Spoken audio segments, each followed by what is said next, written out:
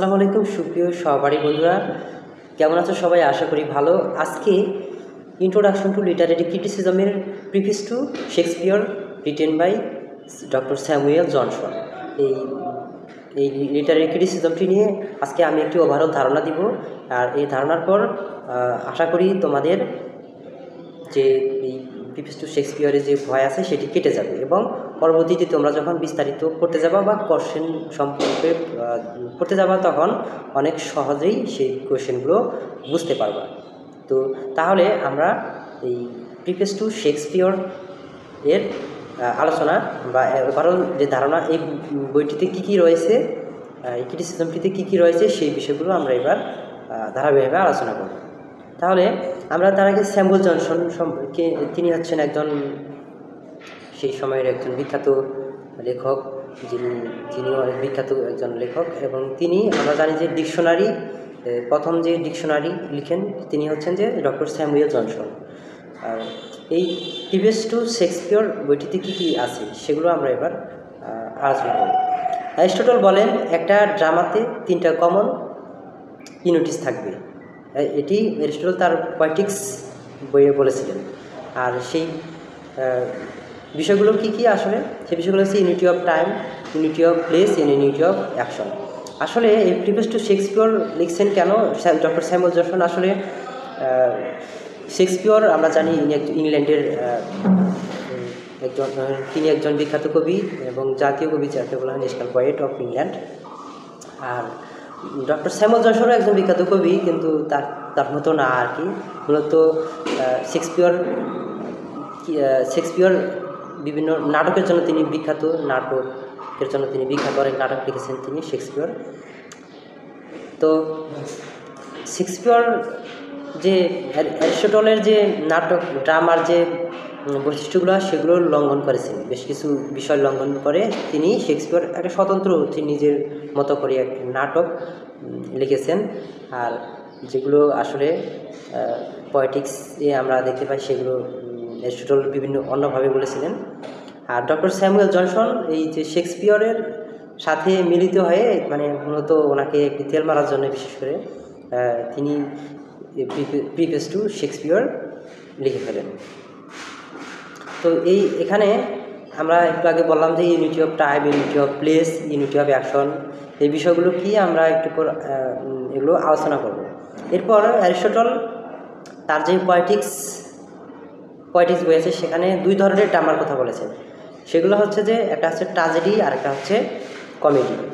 আর Aristotle তিনি আবার বলেছেন যে এই যে ট্র্যাজেডি এবং কমেডি এরা মূলত কী হবে, স্বতন্ত্র হবে, এটা একটি থেকে আরেকজন আলাদা হবে, একটির বৈশিষ্ট্য আরেকটির বৈশিষ্ট্যের সাথে মিলবে না, এটা হবে স্বতন্ত্র। ট্র্যাজেডি মূলত, আর তিনি বলেছেন যে ট্র্যাজেডি মূলত যারা চিন্তাশীল ব্যক্তি এবং জ্ঞানী ব্যক্তি তারা এই ট্র্যাজেডি পছন্দ করেন, এটা বলছে অ্যারিস্টটল আর কি। এবং কমেডি পছন্দ করেন কারা? যারা মানে অনভিজ্ঞ, মূর্খ, মানে যারা আর কি ওই টাইপের মানুষ আর কি। মূলত ট্র্যাজেডি মূলত আমরা সবাই পছন্দ করি, কমেডি সবাই পছন্দ করি, কিন্তু অ্যারিস্টটল বলছেন যে কমেডি মূলত ওই সকল মানে অনভিজ্ঞরা, মানে মূর্খরা ব্যবহার করে বা পছন্দ করে, তিনি বলেছেন। কিন্তু শেক্সপিয়র এটাকে কী করেছেন, ভায়োলেট করেছেন। আসলে এই যে একজনের যে তার ট্র্যাজেডি বা কমেডি কি, এগুলো কীভাবে ভায়োলেট করছেন, কে কোনভাবে লিখছেন, এগুলোই মূলত এই ক্রিটিসিজমের আলোচনার বিষয়।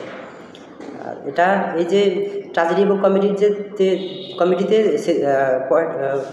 অ্যারিস্টটল যা বলছেন সেগুলো কী করছেন, শেক্সপিয়র ভায়োলেট করে তিনি নতুনভাবে লিখছেন। সেটা হচ্ছে যে আমরা দেখতে পাই যে ট্র্যাজিক কমেডি নামক একটা নতুন একটা ড্রামা তিনি আবিষ্কার করেন। এটা হচ্ছে শেক্সপিয়র, তিনি লেখেন ট্র্যাজিক কমেডি। ট্র্যাজিক কমেডি, সেখানে ট্র্যাজিক যে এলিমেন্টগুলো আছে সেগুলো থাকবে এবং কমিক যে এলিমেন্টসগুলো আছে সেগুলো থাকবে। কারণটা কি? কারণ আমরা একটা মানুষের জীবনে কখনো আমরা দেখতে পাই কখনো আনন্দ আসে, কখনো দুঃখ আসে, এগুলো আসবেই, এগুলো আসছে স্বাভাবিক। সুতরাং একটা ড্রামাতেও উভয় বিষয়গুলো থাকতেই পারে, এটা অস্বাভাবিক কিছু না। এই জন্য অ্যারিস্টটলের যে মতবাদ ছিল ট্র্যাজেডি এবং কমেডির বিষয়ে, সেগুলো ভায়োলেট করে শেক্সপিয়র কী করছেন, শেক্সপিয়র নিজেই একটা ট্রাজি কমেডি নামক একটা ফর্ম জেনার রূপ দিয়েছেন, সেটা তিনি ভায়োলেট করেছেন। আর ডক্টর স্যামুয়েল জনসন যে শেক্সপিয়র তিনি তো বিখ্যাত ছিলেন। ডক্টর স্যামুয়েল জনসন শেক্সপিয়রের একজন কী ছিলেন, একজন ভালো ফ্যান ছিলেন তাই তিনি শেক্সপিয়রের যে ধারণার সাথে তিনি তাল মিলিয়ে তিনি প্রিভিয়াস টু শেক্সপিয়র লিখছেন। তিনি বলছেন যে এই যে ট্রাজিক কমেডি নামক নামে যে একটা বিষয় শেক্সপিয়র লিখছেন, আসলে এটা আসলে তিনি সঠিক করেছেন। আসলে পয়েটিক্সে অ্যারিস্টটল যে ধারণাটা দিয়েছেন সেটি আসলে সঠিক না, বা সেটি যে আমরা মানতেই হবে এমন কিছু না। আসলে এটি তিনি মানে উইলিয়াম শেক্সপিয়রের সাথে তাল মিলিয়ে আর কি তিনি বলেছেন, মূলত তেল মারার জন্য, যাতে তার আমরা বলতে পারি যে তার লেখাটাও পাবলিসিটি পাবে, মূলত এই কারণে হতে পারে। তাছাড়া আমরা জানি যে ডক্টর স্যামুয়েল জনসন যেহেতু শেক্সপিয়রের একজন ফ্যান ছিলেন, তাকে জেতানোর জন্যও হতে পারে। আর এরপর আসি যে ড্রামাটিক ইউনিটিস, ট্র্যাজেডি, কমেডি, এই বিষয়গুলো তিনি কি করেছেন, ভায়োলেট করেছেন শেক্সপিয়র। কেন ভায়োলেট করেছেন, এগুলো ভায়োলেট করেও কি হয়, তিনি একজন সেরা হয়ে আছে। এই বিষয়গুলো নিয়ে জনসন তার যে প্রিভিয়াস টু শেক্সপিয়র সেই বইটিতে তিনি আলোচনা করেছেন। একটু আগে আমরা প্রথম শুরুতেই বলছিলাম যে ড্রামাটিক ইউনিটিস বিষয়টা আসলে কি, এই বিষয়গুলো কিভাবে এই যে প্রিভিয়াস টু শেক্সপিয়রে আলোচনা করা আছে বা বলা আছে, সেগুলো আমরা এবার বুঝবো বা আলোচনা করব। আচ্ছা, এরপর আমরা আসি যে ড্রামাটিক ইউনিটিস অ্যারিস্টটল বলেছেন যে ড্রামাটিক ইউনিটিস হচ্ছে তিনটা। একটা হচ্ছে unity of time, unity of place and unity of action. ঠিক আছে, ইউনিটি অফ টাইমটা কী জিনিস, অ্যারিস্টটল বলছেন যে আসলে এটি কিন্তু এই যে প্রিভিয়াস টু শেক্সপিয়র, এটা কিন্তু যে আমাদের যে অ্যারিস্টটলের যে পয়েটিক্স আছে সেটার সাথে অনেকটা মিল আছে, কারণ ওটার সাথে মিল রেখেই মূলত অ্যান্সারগুলো করা লাগে। আর সেটাকে ক্রিটিসাইজ করেই মূলত এই স্যামুয়েল জনসন এই যে প্রিভিয়াস টু শেক্সপিয়র লিখেছেন, যার ফলে ওটার সাথে মিল আছে। এই জন্য ওটাকে আমরা এই পয়েটিক্সটাকেও আমরা নিয়ে আসতেছি অ্যারিস্টটলের যে বিষয়গুলো। কারণ অ্যারিস্টটল কিন্তু একজন গ্রিক দার্শনিক ছিলেন, তিনি ড্রামা কেমন হবে, একটা ট্র্যাজেডি কেমন হবে, কমেডি কেমন হবে, সেই বিষয়গুলো তিনি সর্বপ্রথম তিনি ধারণা দিয়েছিলেন, যার ফলে সবাই সেটাকে মেনে চলত। আচ্ছা, এরপর অ্যারিস্টটল বলছেন যে ইউনিটি অফ টাইমের বিষয়ে বলছেন যে একটা ড্রামাকে মূলত সূর্যোদয় থেকে সূর্যাস্ত পর্যন্ত, অর্থাৎ 24 ঘন্টা, এই যে 24 ঘন্টার মতো একটা মানুষের জীবনের যে ঘটনা 2 থেকে 3 ঘন্টার মধ্যে সেগুলো স্টেজে পারফর্ম করতে হবে, এটি তিনি বলেছেন। আচ্ছা, কিন্তু একটা মানুষের ছোটোবেলা থেকে প্রাপ্তবয়স্ক পর্যন্ত জীবনকে পারফর্ম করতে চাইলে it will loss it's creativity, অর্থাৎ বিশ্বাসযোগ্যতা হারিয়ে যাবে। কারণ 24 ঘন্টার সময়কে যদি আমরা 2-3 ঘন্টায় আনতে পারি, তাহলে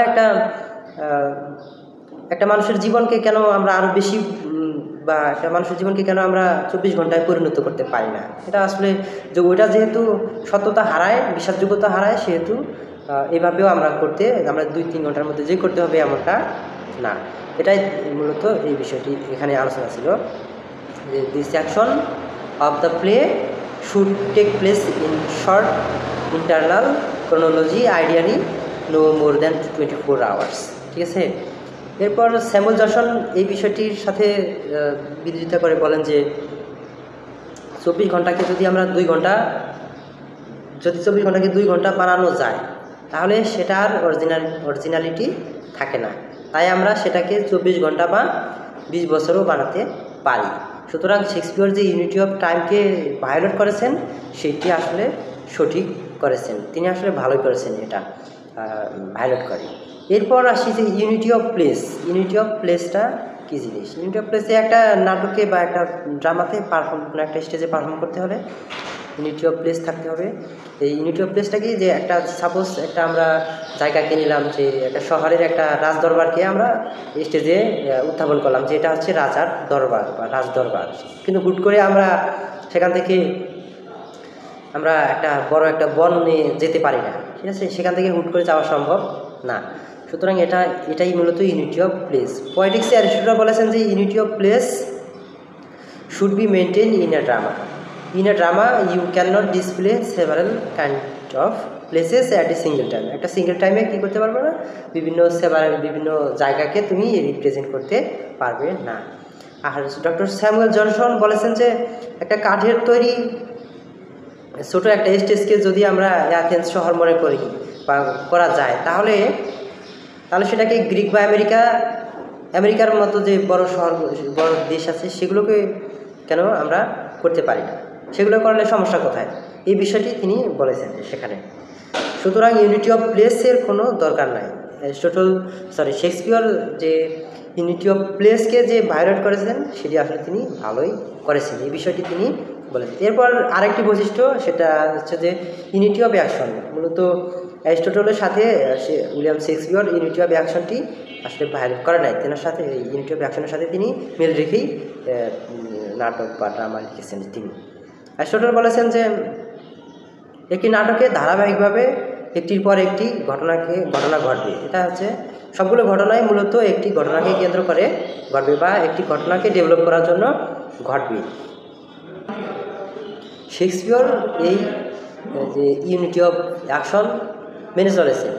আমরা তার প্রত্যেকটি নাটকে আমরা সেগুলো আমরা দেখতে পাই। সুতরাং আমরা দেখতে পেলাম যে এই যে Shakespeare unity of time, unity of place, unity of অ্যাকশনের মধ্যে তিনি ইউনিটি অফ অ্যাকশনটাকে তিনি মেনে চলেছেন এবং বাকি যে দুটা unity of time and place সেটিকে ভায়োলেট করেছেন।